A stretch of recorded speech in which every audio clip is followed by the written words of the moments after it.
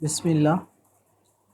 तो इंशाल्लाह आज हम देखेंगे thermal energy and intermolecular forces का यहाँ पर रिलेशन।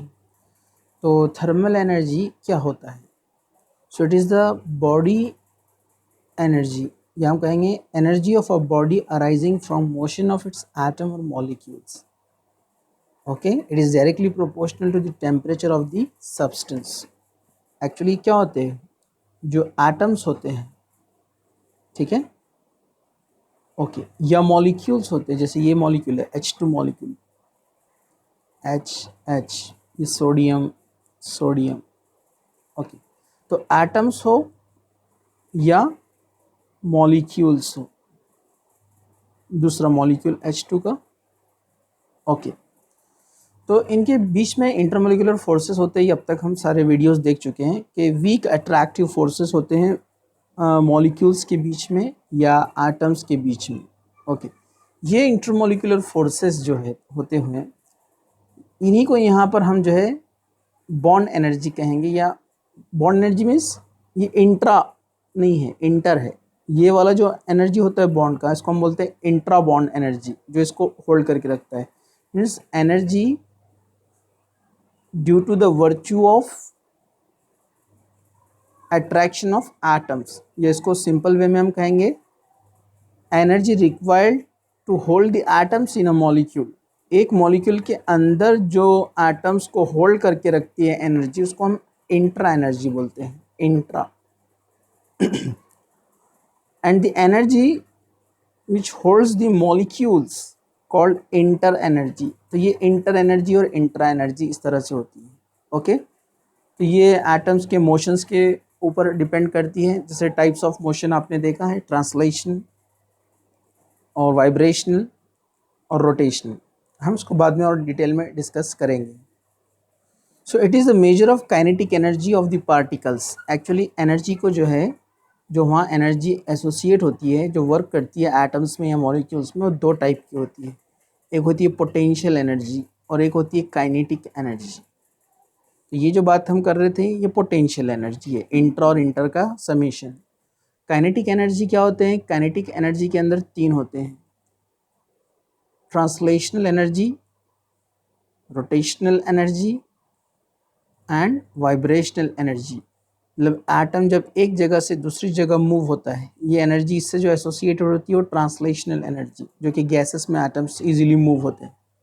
रोटेशनल एनर्जी, जहाँ पर मॉलिक्यूल अपने ही एक्सेस में रोटेट होता है, तो वहाँ एनर्जी अराइज होती है। जैसे ये एक मॉलिक्यूल है, तो वो अपने ही एक्सेस में इस तरह से रोटेट होगा, ठीक है, वहाँ जो एनर्जी अराइज होगी उसको हम कहते हैं रोटेशनल एनर्जी।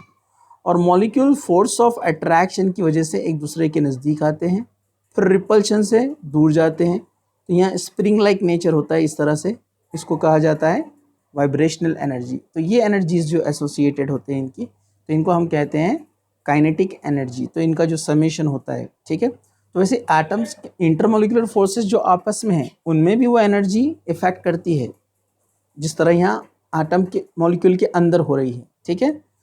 अब जैसे ही हम इसको हीट करते हैं, तो ये एनर्जी यहाँ पर क्या होती है, एटम्स के अंदर अराइज होती है या मॉलिक्यूल के अंदर बढ़ती है, इंक्रीज होती है, जिससे वो दूर जाते हैं। जो हमने बेसिकली स्कूल लेवल पे भी पढ़ा है कि आपको याद होगा कि सॉलिड स्टेट में molecules are very close with each other, atoms और मॉलिक्यूल्स, ठीक है। आपको याद होगा, इस तरह हम स्कूल में पढ़ते थे। जब इसको हीट किया जाता है, तो ये हीट एनर्जी अंदर जाती है और वो काइनेटिक एनर्जी में कन्वर्ट होती है।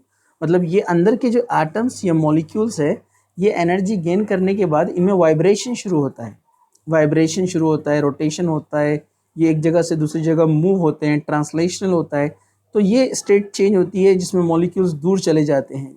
ये काइनेटिक एनर्जी की वजह से हुआ।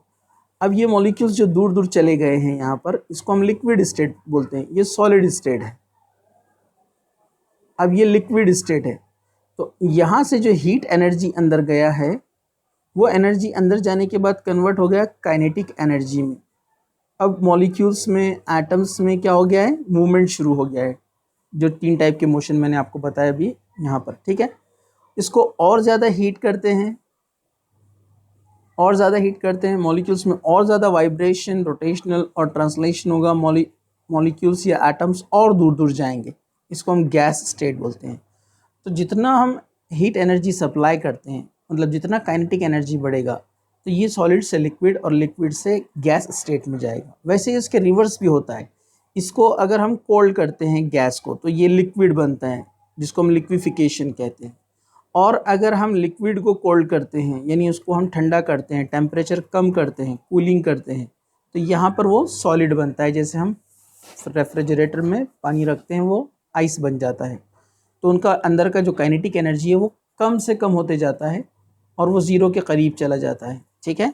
और उनमें कोई एटम्स में वाइब्रेशन, किसी टाइप का मोशन नहीं होता है, और वो सॉलिड स्टेट में स्टेबल एटम्स और मॉलिक्यूल्स इस तरह से वो सेटल हो जाते हैं। ओके, तो ये रिलेशन इस तरह से रहता है यहाँ पर, गैस से लिक्विड अगर हम हीट करते हैं तो, और लिक्विड से,